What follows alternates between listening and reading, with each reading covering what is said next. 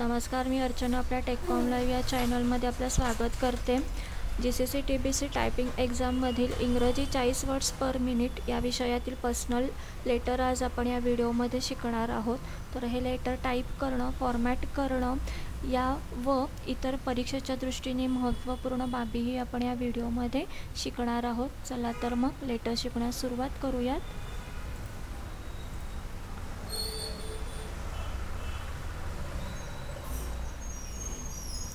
स्क्रीनच्या डाव्या बाजूला आपल्याला इथे प्रश्नपत्रिका दिलेली आहे, ज्यामध्ये अनफॉर्मॅटेड लेटर टाईप करून दिलेलं आहे। आपल्याला उजव्या साईडच्या पेजवर हे लेटर टाईप करून घ्यायचं आहे। आपल्याला ही प्रथमतः हे अनफॉर्मॅटेडरित्याच टाईप करून घ्यायचं आहे। त्यानंतर फॉर्मॅटिंग करताना इथे काही इन्स्ट्रक्शन दिलेले आहेत, त्याही आपल्याला फॉलो करायचे आहेत। तर या सर्व गोष्टींसाठी आपल्याकडे अर्ध्या तासाचा वेळ असणार आहे। तर इथे आपण फर्स्ट अनफॉर्मॅटेड लेटर टाईप करण्यास सुरुवात करतो। आता इथे सेंडर नेम विषयी इन्स्ट्रक्शन दिलेले आहेत की हे सेंडर नेम जे आहे हे कॅपिटल लेटरमध्ये टाईप करायचं आहे। जिथं मॅक्झिमम लेटर्स आपल्याला कॅपिटलमध्ये टाईप करायचे असतात त्या ठिकाणी तुम्ही कॅप्स लॉकचा वापर करू शकता। तर कॅप्स लॉक की ऑन करून आपल्याला हे लेटर्स कॅपिटलमध्ये टाईप करायचे आहेत।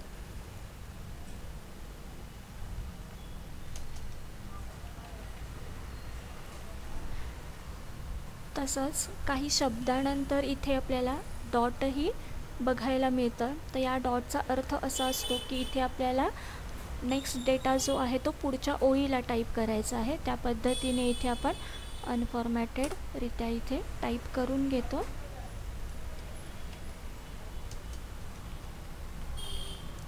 जिथं जिथं डॉट असेल तिथे लाईन चेंज करायची आहे, हे इथे लक्षात घ्या।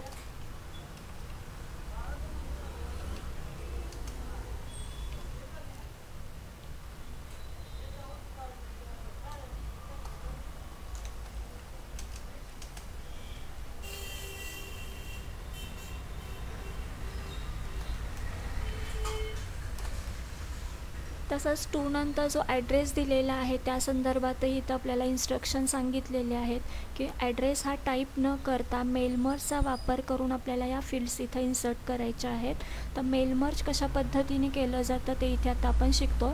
तसंच या ॲड्रेसला आपल्याला स्टाईल द्यायची आहे, इंडेंट स्टाईल। तर तीही इथे आपण टाईप करताना इंडेंट स्टाईल कशी अप्लाय करायची तेही पाहतो।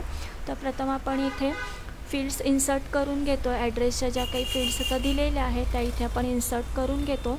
मेलिंग टॅबचा वापर करून मेलिंगमधून सिलेक्ट रिसिप्लियंट्स ही कमांड ॲक्टिव्ह करायची आहे आणि याच्यामध्ये type a new list he window open करून यामध्ये आपल्याला ॲड्रेस टाईप करायचे आहेत।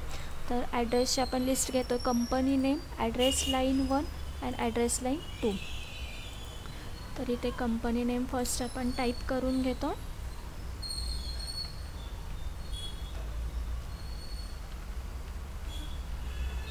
आता इथे लाईन चेंज केलेली आहे, म्हणजे पुढचा डेटा जो आहे पुढच्या विंडोमध्ये मीन्स आपण इथे ॲड्रेस लाईन 1 मध्ये टाईप करून घेतो।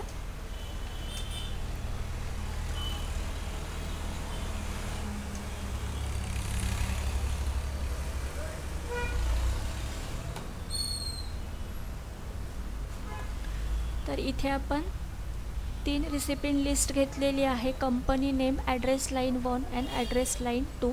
त्यानंतर आपल्याला दुसरी एंट्री इथं ॲड करायची आहे। त्यासाठी न्यू एंट्री इथे क्लिक करायचं आहे आणि आपली दुसरी रिसिपिएंट लिस्ट इथे ॲड करून घ्यायची आहे।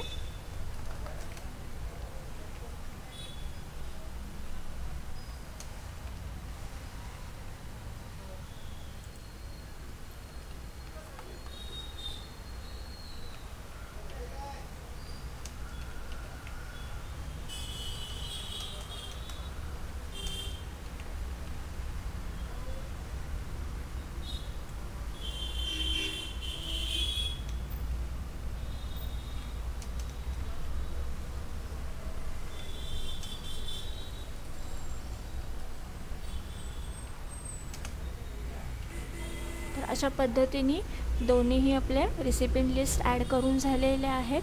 तर ओकेवर क्लिक करायचं आहे।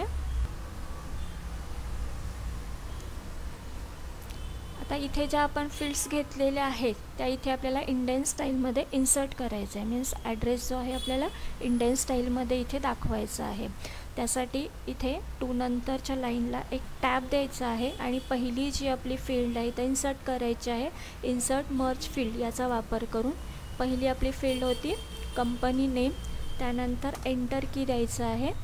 तर आपल्याला सेकंड जी आपण लिस्ट घेतली होती ती इन्सर्ट करायची आहे. त्यासाठी आधी इथे आपल्याला 2 वेळा टॅब की द्यायची आहे आणि त्यानंतर सेकंड जी आपली डिसिप्लिन होती ती ॲड करायची ॲड्रेस लाईन 1.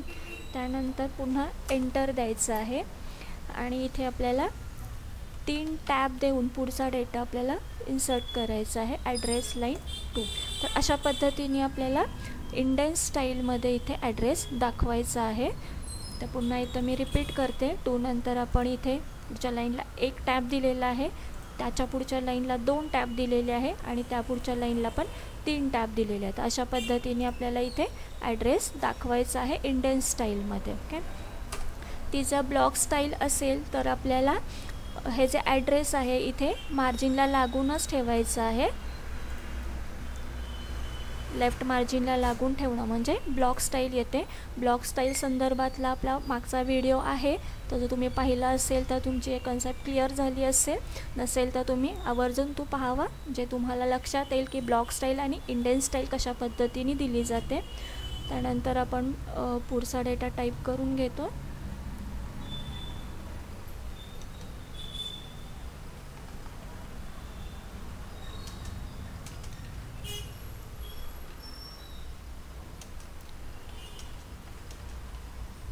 बॅकस्पेस ही की अलाउ असल्यामुळे जर तुम्हाला तुमचे काही टाईप करताना मिस्टेक होत असेल तर तुम्ही ते करेक्शनसुद्धा करू शकता.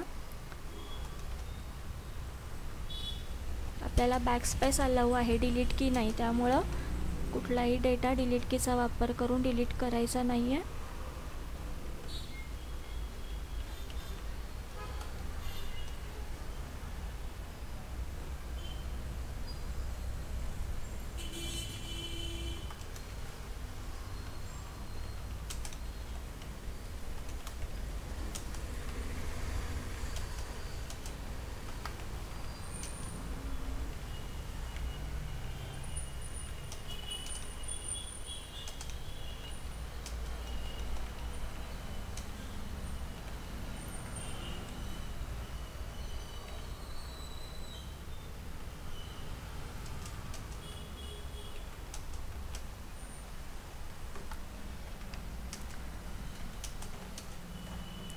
पहिल्यांदा इथे आपण अनफॉर्मॅटेड डेटा आधी टाईप करून घेतो, त्यानंतर आपण याला फॉर्मॅटिंग करणार आहोत.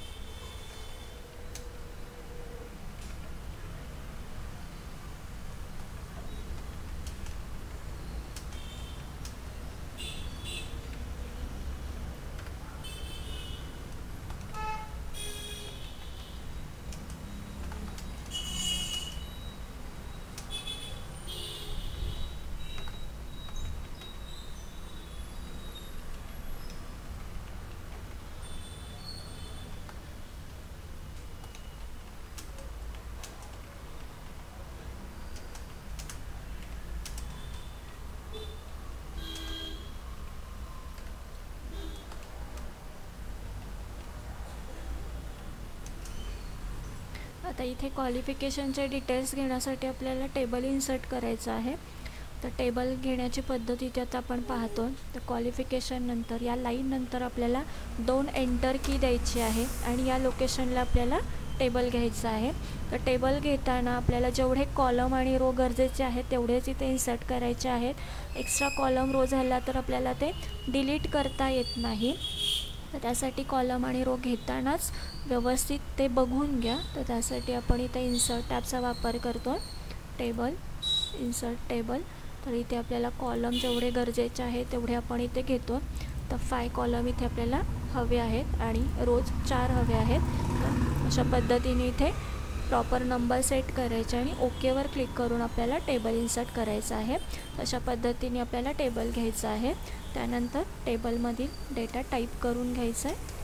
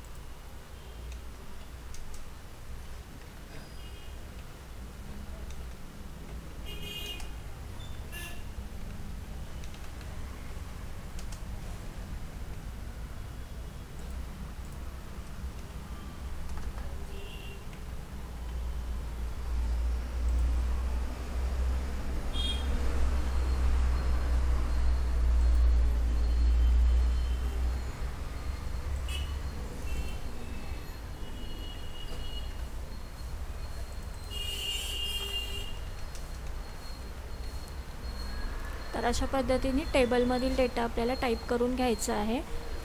तर पुढचा जो टेबल नंतरचा डेटा आहे इथेही आपल्याला एक एक्स्ट्रा लाईन सोडून आपल्याला पुढचा डेटा टाईप करून घ्यायचा आहे. म्हणजे आपल्याला टेबलच्या आधी आणि नंतर एक्स्ट्रा लाईन सोडून आपल्याला डेटा घ्यायचा आहे, लक्षात घ्या.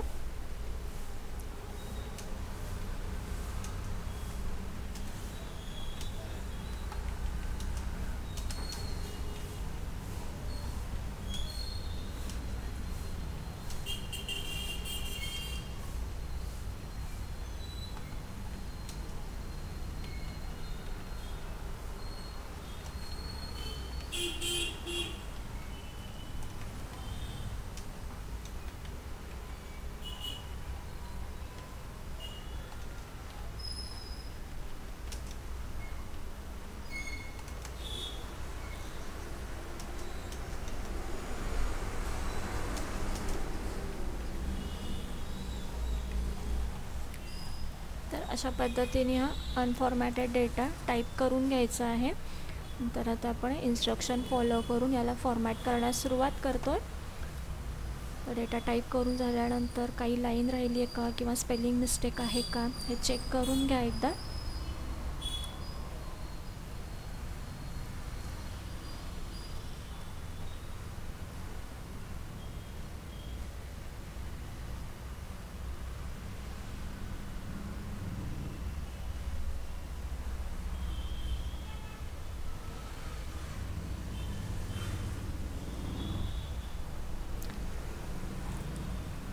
तर इथे आपण फर्स्ट इन्स्ट्रक्शन फॉलो केलेली आहे. सेंडर नेम इथे आपण कॅपिटलमध्ये घेतलेलं आहे. तर इथे आपण हेडिंगचं जे आहे याचं फॉर्मॅटिंग प्रथम पाहतो. नेम जे आहे सिलेक्ट करून याला बोल्ड करायचं आहे. नेमपासून डेटपर्यंतचा डेटा अशा पद्धतीने सिलेक्ट करायचा आहे आणि याची पोझिशन घ्यायची आहे लेफ्ट इंडेंट 3.5. अशा पद्धतीने रुलरच्या सहाय्याने ड्रॅग करून घ्यायचं आहे. तसंच ॲड्रेस नंतर एक्स्ट्रा इथं आपल्याला एंटर ठेवायचं आहे. ॲड्रेस आणि डेट याच्यामध्ये एक्स्ट्रा एंटर हवं आहे. तसंच डेटच्या लाईननंतरही एक्स्ट्रा एंटर इथे ॲड करून घ्यायचं आहे. टू नंतरच्या ॲड्रेस नंतरही आपल्याला एक्स्ट्रा एंटर ॲड करायचं आहे. तर सब्जेक्ट आणि रेफरन्सचं फॉर्मॅटिंग इथे आपण पाहतो. सब्जेक्टचे वर्ड आहे ते आपल्याला बोल्ड करायचं आहे आणि त्यापुढील मॅटर मीन्स कोलनच्या पुढचा डेटा आपल्याला अंडरलाईन करायचा आहे. त्या पद्धतीने रेफरन्स आपल्याला बोल्ड करायचा आहे आणि कोलनच्या पुढील मॅटर अंडरलाईन करायचा आहे. सब्जेक्ट आणि रेफरन्ससाठी आपल्याला ब्लॉक स्टाईल द्यायची की इंडेंट स्टाईल द्यायची हे आपल्याला पॅरेग्राफ स्टाईलवरून ठरवावं लागतं. आता इथे पॅरेग्राफची जी स्टाईल सांगितली असती ती स्टाईल आपल्याला सब्जेक्ट आणि रेफरन्सलासुद्धा द्यायची आहे. तर पॅरेग्राफची इथं स्टाईल आहे इंडेंट स्टाईल, तर इथे आपण सब्जेक्ट आणि रेफरन्सलासुद्धा इंडेंट स्टाईल अप्लाय करतो. इंडेंट स्टाईल मीन्स मार्जिनपासून डेटा इथे 1 टॅब पुढे मूव करायचा आहे. तर इथे सब्जेक्टला लागून असा कर्सर ठेवायचा आहे डाव्या बाजूला आणि आपल्याला 1 टॅब देऊन हा सब्जेक्ट पुढे हलवायचा आहे. याच पद्धतीने रेफरन्ससुद्धा आपल्याला 1 टॅब देऊन पुढे हलवायचा आहे.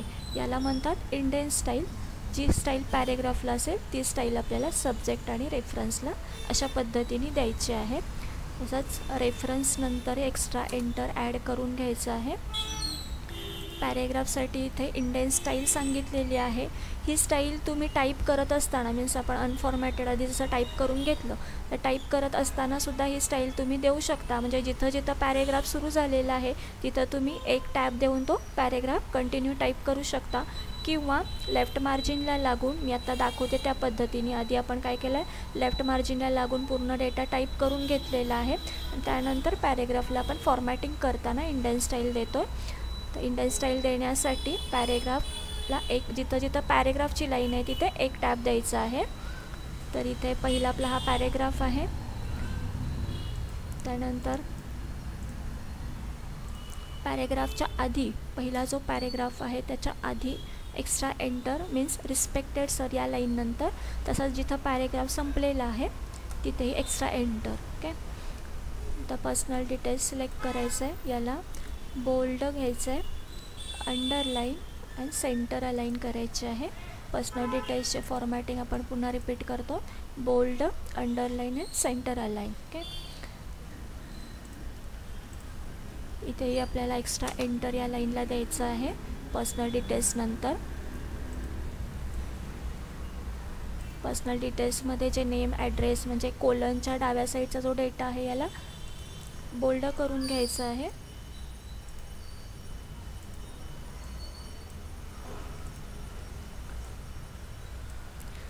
फॉर्मॅटिंग करताना कुठलेही शॉर्टकट की आपल्याला इथं वापरायची नाही आहे. रिबनमधूनच आपल्याला ही कमांड द्यायची आहे.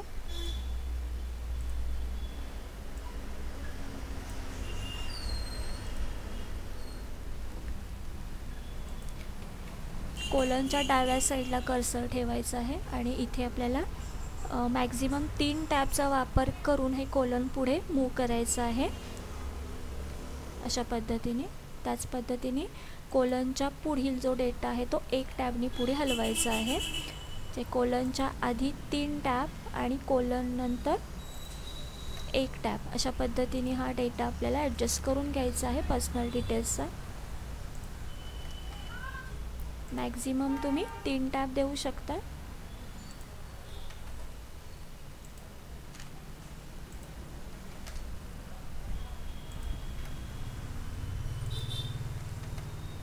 अशा पद्धतीने आपल्याला हे पर्सनल डिटेल्स दाखवायचे आहेत. त्यानंतर आपण टेबलचं फॉर्मॅटिंग पाहतो.